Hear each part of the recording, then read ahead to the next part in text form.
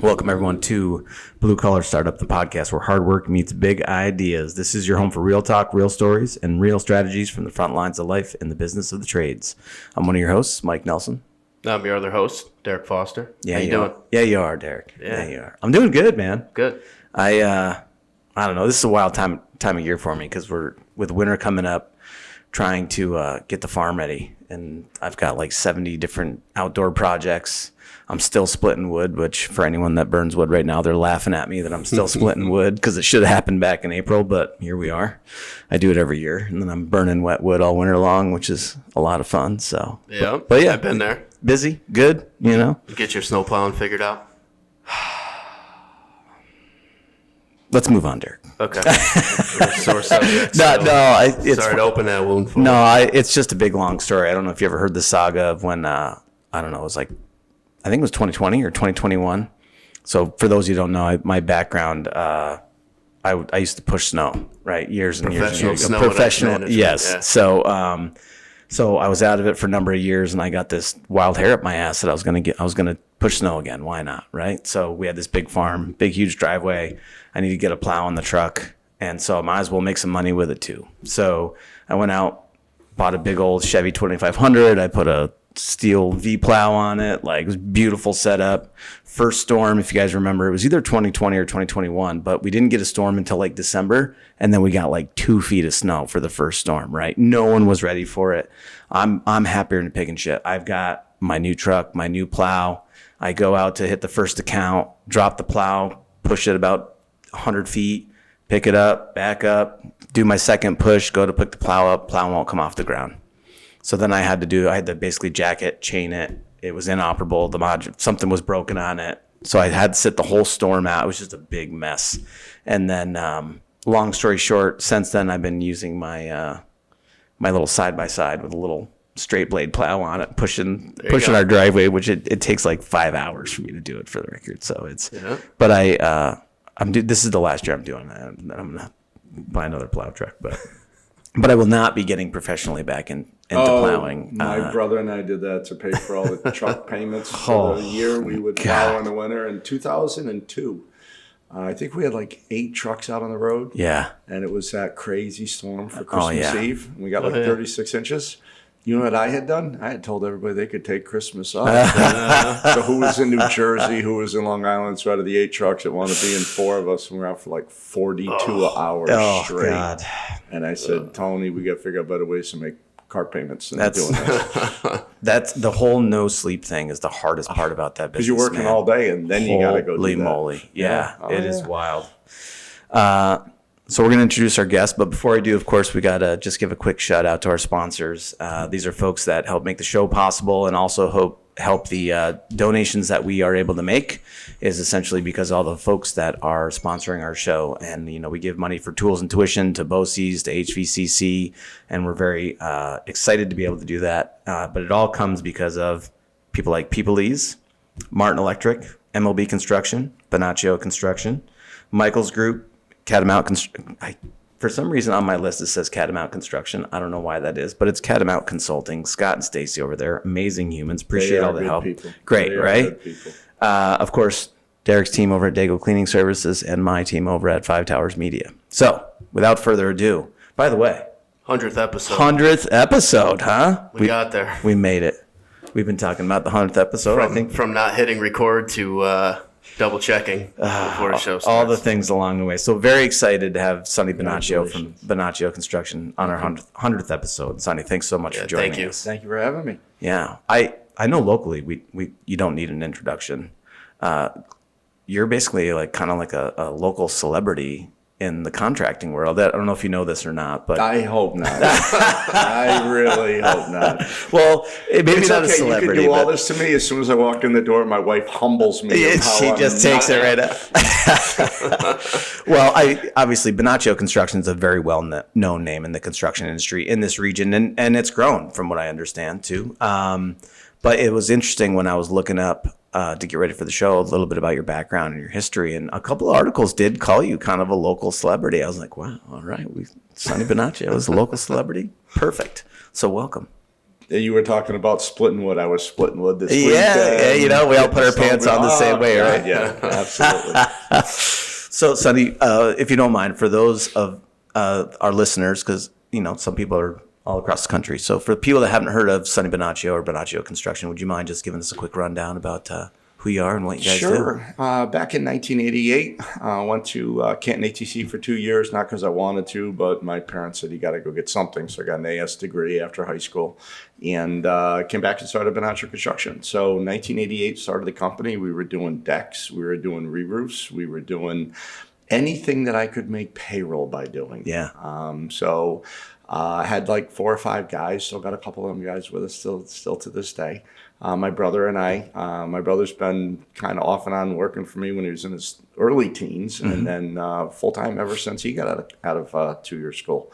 So started in 88, like I said, really ground up, rusted trucks, hand painting trucks with rollers and naps, and then slowly we just started following what the market needed. So, you know, we were just persistent. If somebody asked me to do something, we would just work 7 days a week, 24 hours a day until we got it pulled off, and then just word of mouth. I always laughed that our website was under construction for 7 years. And it was just a lot of word of mouth. And every time we'd start another job, we'd look at it and say, we have no right in even trying to tackle this.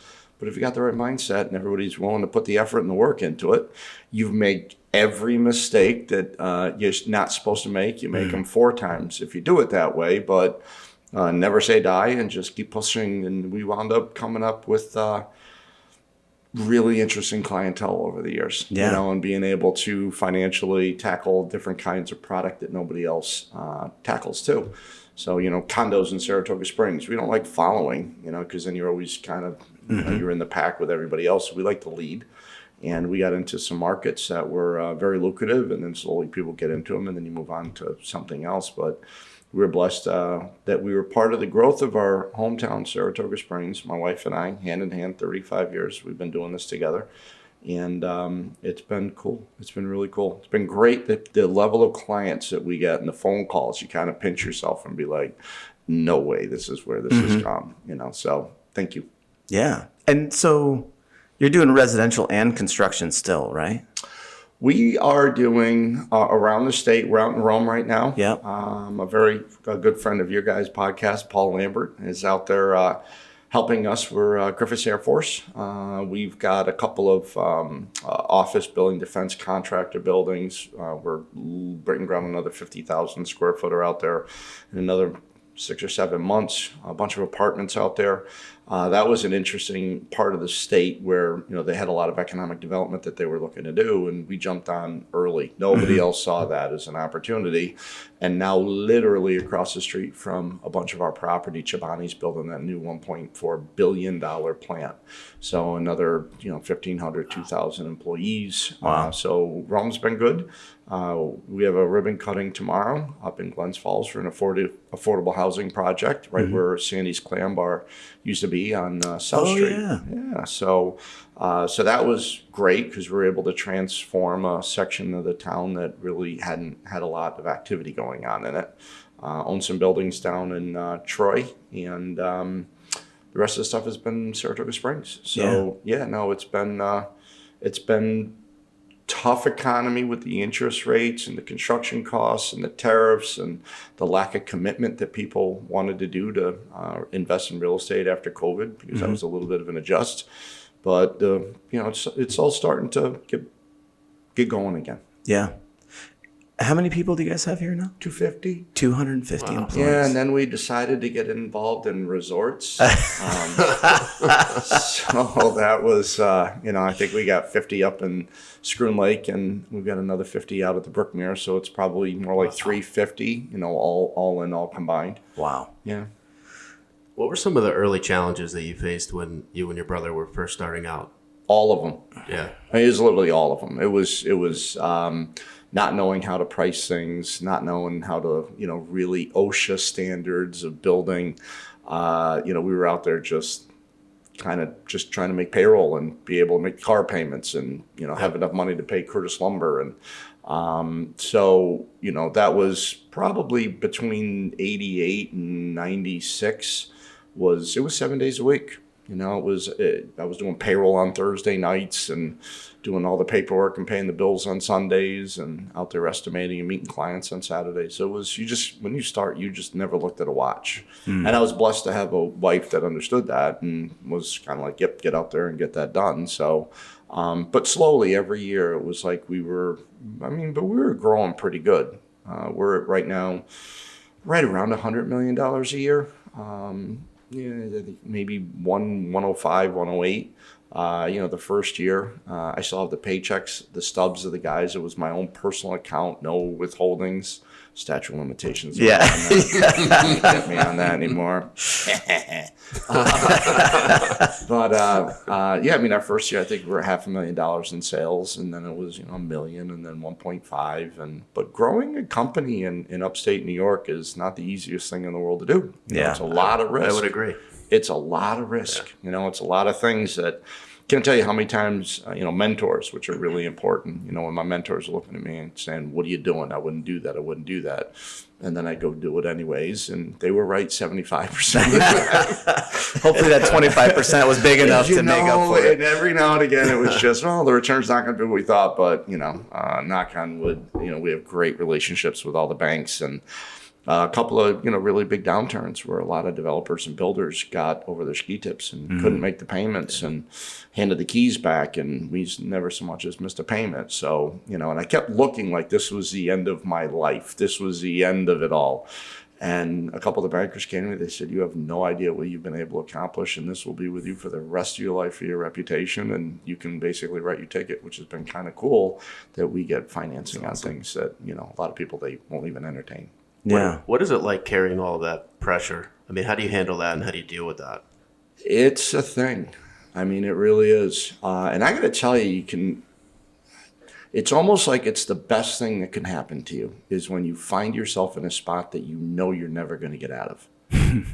And then you get out of it. Figure it out, yeah. You figure it out. So 2008, when the real estate world just collapsed, we had 2 buildings that we had up, 2 spec buildings, which is what you want to have when you're in your late 30s, a $40 million spec building and a $38 million spec building, and they just weren't moving.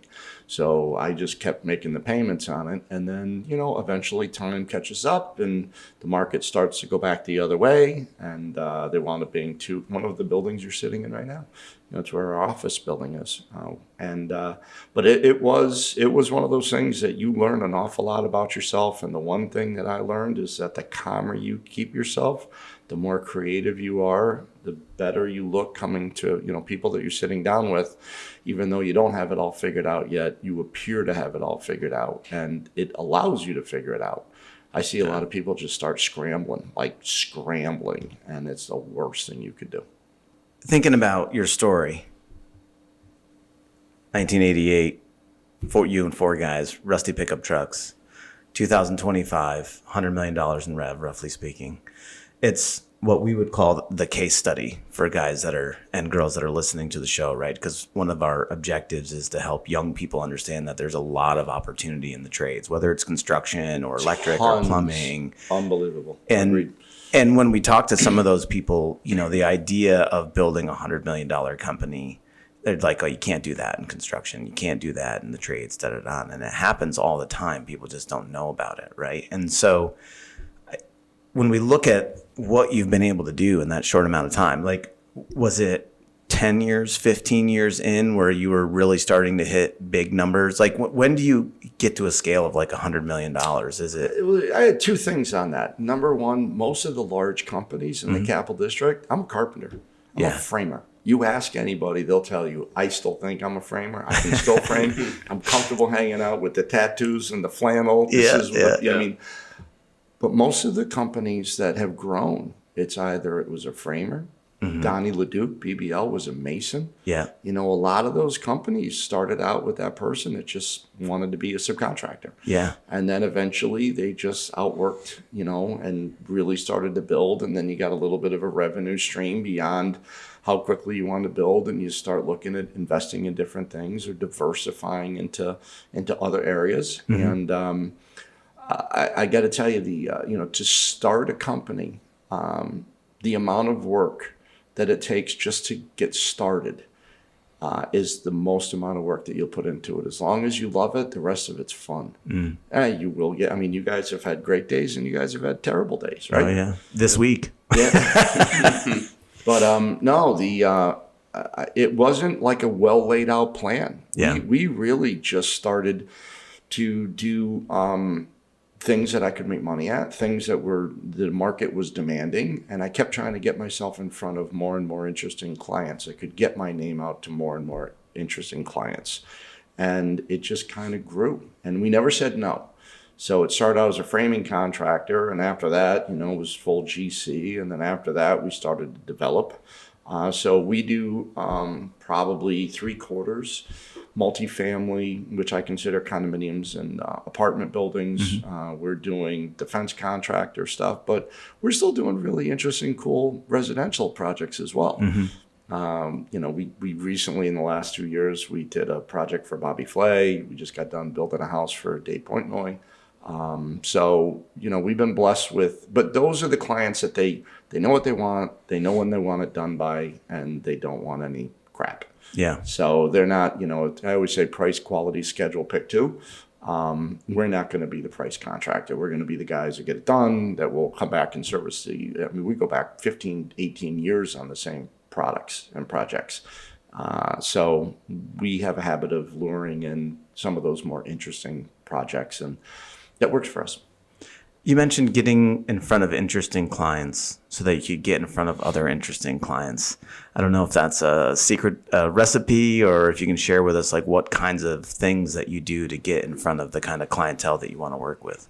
Yeah, in Saratoga, where I started, there was a gentleman by the name of John Ruin, Tom Ruin's dad. Great man. Tom Ruin, great man. The families had known each other for a while, and I was just this framing contractor. And John Ruin called me up one day and said, "Hey, I've got a problem. I got a house that's closing. I completely forgot to put the deck on it. The guy doesn't want to close, and we need to get the closing." And he called me on Thursday morning. So I wound up going in on Saturday and Sunday, and we cranked out this treated deck on the side of it. And then that led to hey, would you like to do a kitchen for somebody on North Broadway? And then that person introduced me to the neighbor, and then the neighbor introduced me to the neighbor. And then we got into some projects for some tougher clientele. When you're working for the CFO of General Electric, that's no joke. Yeah. And a lot of people were kind of rooting against us. There's no way those young guys are going to be able to pull that off. And then we pulled it off. And then, oh my God, got another couple of phone calls. So we've steadily grown, houses that were originally, we thought a $250,000 house was, unbelievable. And, and they slowly became 1.5, 2.5, 3.5. We're working on a $33 million house now. That's wild. Got another couple. Yeah. So yeah, but it was word of mouth, and it was very organic. I have seen people that get opportunity, price it wrong, grow too fast, and they're out quick. So you got to really, we've had a really meteoric 35-year rise. Yeah. It wasn't like we did it overnight. Yeah. So, it's taken us 35 years to get here, and we're working really hard right now in the next generation. I've been working on succession plans. The 3 children are in the company at this point. And the group of people that we're setting up to train to work with them, these are people in their mid-20s and early 30s. We're spending a fortune of time training them that they're going to be the next generation to run the company. We decided we wanted this to continue going because we like to be an employer and we like to create things. So it wasn't just, it was the furthest thing it was about the money. It was the furthest thing it was about. So the first, we'll say 15 years of your business, the internet really wasn't a thing. I'm serious. It said Bonacio Construction website under construction for 8 years.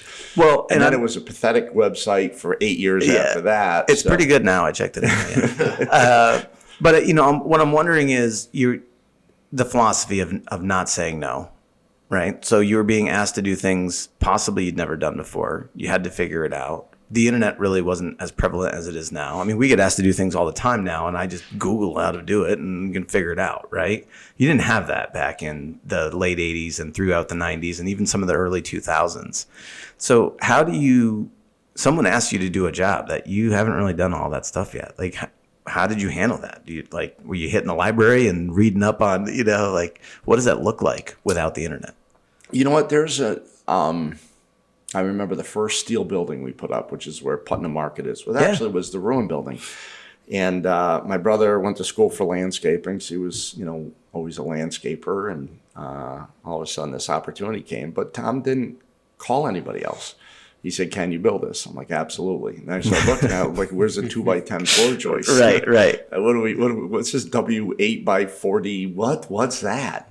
But we were able to actually line ourselves up with subcontractors that were older and larger, but we had good relationships and, bring in that mason, and say, "Hey, look, this is what you idiots got to do." Yeah. And the first, steel building, it was right on Broadway. I mean, talk about the first time you're going to put up a structural steel building. We were literally blasting 6 inches away from an 1840s brick wall of an existing building. Actually, we had brick buildings on either side. And we had to blast all that out and then start swinging steel in there. So, but every day you just come into work and say, I gotta have 3 or 4 different solutions. So we had Stonebridge Steel did the steel for us. Yeah. They were a big help. So, I mean, when we didn't know, we weren't afraid or shy to pick up the phone and say, "Hey, look, I've got this thing. Do you want to help me build it?" And the mason was all on board. The excavator, Billy Morris, was all on board. Stonebridge was all on board. And that was, 50 buildings ago or 60 buildings ago that we've done in town and, with Red Iron. But, there was no internet. There was no easy.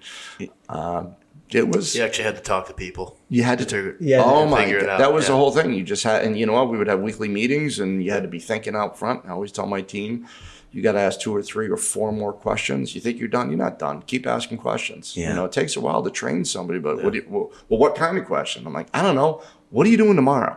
How are you going to bring the steel in off of Broadway? What are you going to do with that power line that's right there? Those kind of questions. And after 10 or 15 years, you start getting those questions out there and it's not as drama ridden as it needed to be. Yeah. Yeah. It calms down after a little bit. Yeah. It does. Muscle memory. I have to imagine too, the first time you're doing a lot of this work and you're doing it front and center on Broadway for the whole world to see, right? So if you screw it up, man, everyone's going to know. Oh, and so many were rooting against us. I bet. There always is. So many were rooting against us. We had, and so did we. Had a really tight team. I'll never forget, we were putting a water line into where Kilwins is in the bookstore. It was 422 Broadway.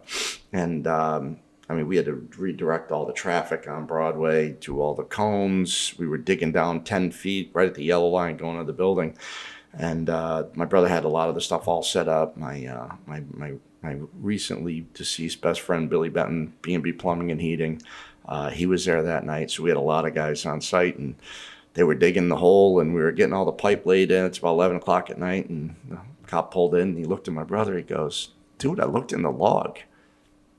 I don't have anything down that you got a permit for tonight." My brother deadpanned him right in the eyes and said, "You really think I would do all this without a building, without the road closure permit? Are you serious? Really?" He turned around and walked away. Oh, my God. I walked to him like 5 minutes later. I looked over at him. He goes, "Forgot." The power of a good bluff. And we got caught, and that guy made fun of us, and we had to hydroseed the lawn at the PBA range or something for penance. But but we did it right. Front and center is it's a thing, Yeah. But I think you got to always be front and center. Yeah, and we always tried to lead. We always tried to do things that when we were doing them, even the bankers were like, "Are you sure?"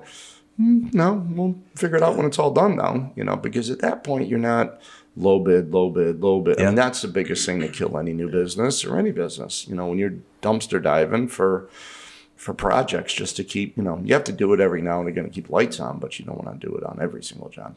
Yeah, you mentioned that a couple of times of kind of like being in the front of things and leading the market as opposed to chasing the market. Can you expand on that a little bit to help the listeners understand what you mean by that? Sure. Like multifamily here in Saratoga Springs, David Browse built some apartments across from across from Congress Park, which is now like the Gap. Mm-hmm. And then no one had built new apartments in downtown Saratoga for 20 years before him. And then nobody had done anything about 15 years after that, which is the reason that you see Saratoga Market Center. Mm-hmm. That was where the old Price Chopper was. And we realized early on that that's a harder project to pull off than some wood frame buildings out in the middle of a cornfield in, Wilton or Milton. Mm-hmm. That's a more difficult building to build. It's a more difficult building to finance. But once it's up, people like to be downtown. Yeah. So whenever we put up a building like that, we seem to drain the outer ring of apartments because people would prefer there's just no product, but it's harder to do it. Mm-hmm. So we find that, same thing with condominiums, those were extremely difficult to finance. And now after we've done 16 or 17 of them, we have a nice little rhythm and pace of how many you can do in a year, and how many will sell in a year. Mm-hmm. So we enjoy that. But, when you see, subdivisions going in, there's a lot of great builders that do that. They mm-hmm. like to go in, do the subdivisions. They've got good selection people. They build houses. We tried to do that. There were too many other people doing it. They had a different infrastructure costs. They had different overhead, different, human resources requirements, but mm-hmm. you need less for that. So we priced ourselves out of being able to do a subdivision of real estate.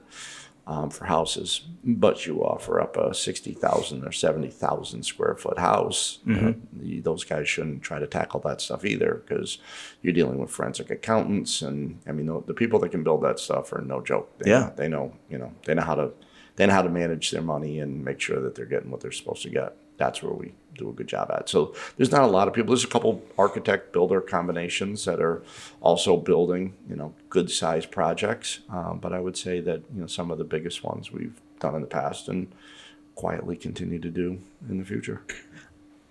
Is it wild looking around Saratoga Springs and looking at the vast impact that you've had on the landscape? All right, this is going to freak you out. Yeah. I'm never looking up. You want to know why? Why? Because I'm picking cigarette butts off the sidewalk.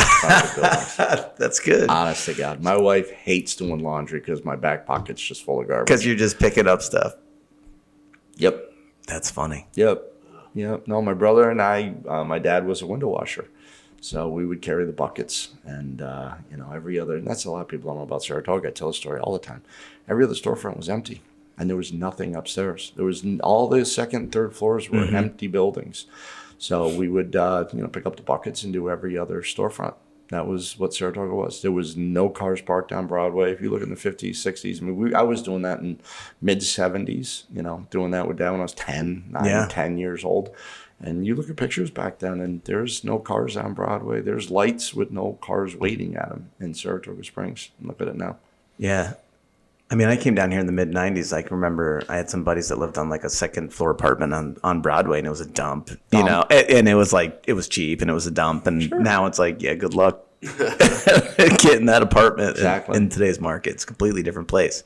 That's what I mean. And again, it's not to blow smoke up your ass, but it's just, it's wild to me to look around and your name, so to speak, is involved with a lot of these buildings. And it's a completely, like the marketplace. It used to be the ghetto chopper. That's what we called it, right? Oh, dude, that was the place. My mother used to throw beatings on me if I let go of it. That's where we shopped as kids. Yeah.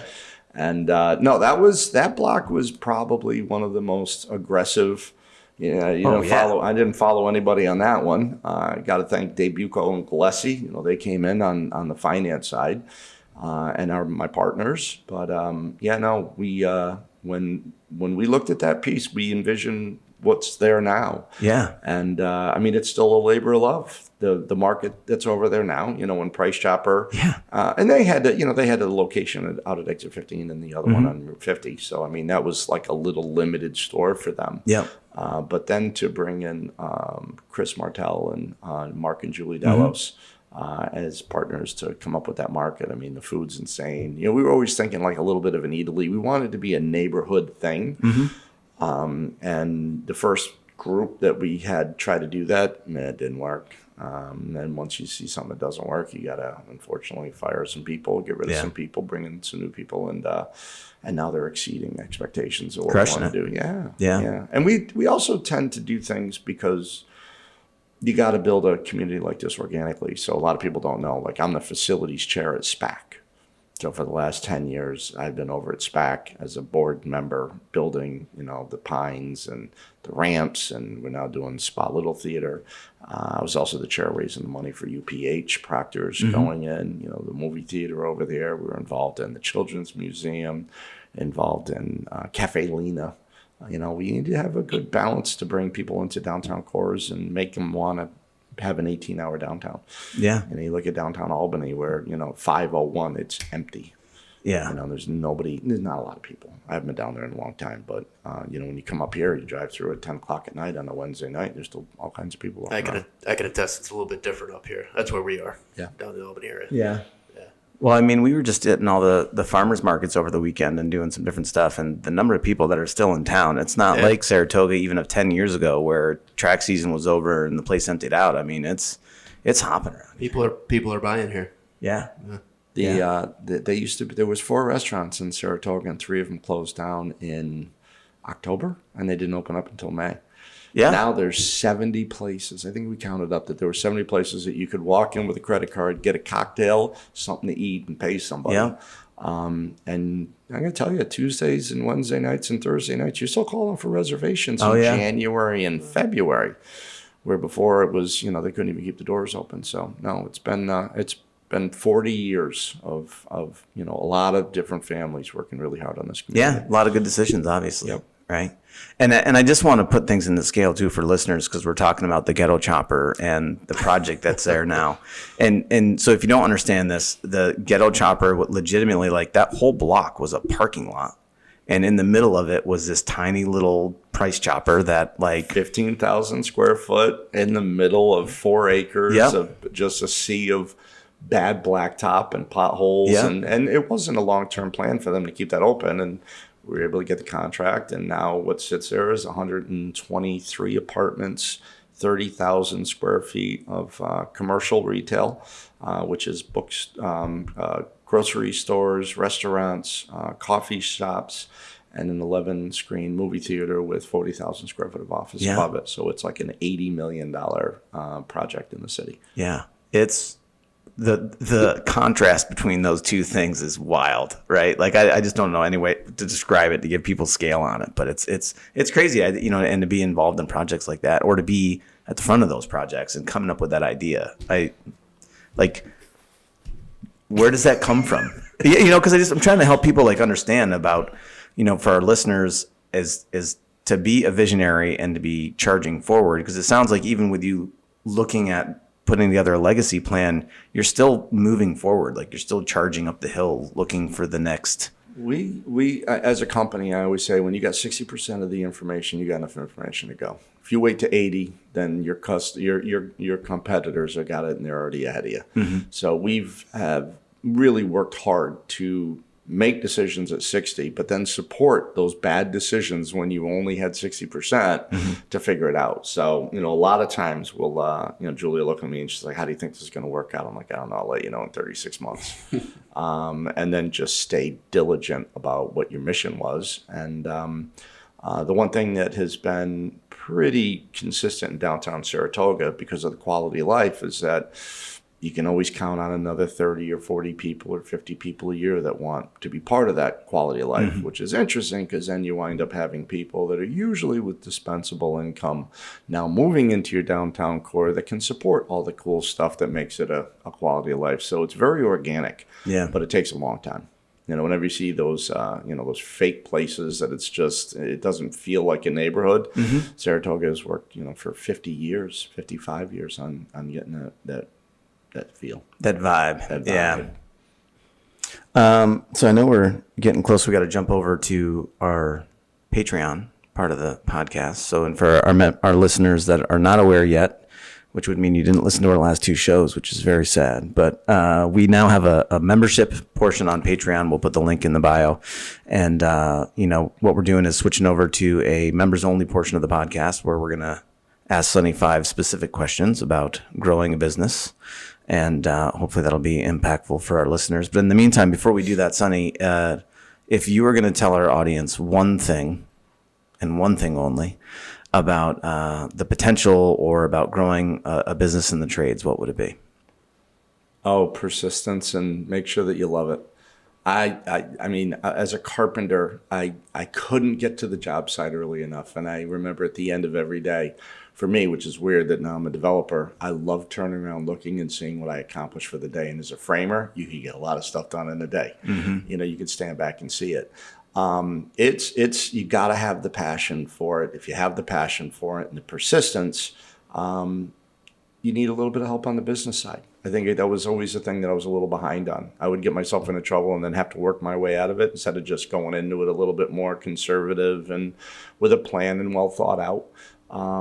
But no, I would say that AI isn't coming after steel erectors and carpenters and plumbers. They're no not. Time soon, that's for sure. And my two boys are in the company. They didn't go through the standard 4 years of debt. And I was very proud of my son Will. He was in college for about 8 weeks, and he called me up. He goes, "Dad, let's be honest. This ends with me working in the family business anyway. So how about I skip the 4 years of sticky floors and drinking beers and trying to do this, and how about I'll learn a lot more from you." And my other son Luke is doing the same thing. Gianna went through, and she's in marketing, but she works for the company. But yeah, the boys were very much into that. And I have to tell you, it's the most rewarding thing in the world, because you'll always have a tool that you can use with your hands.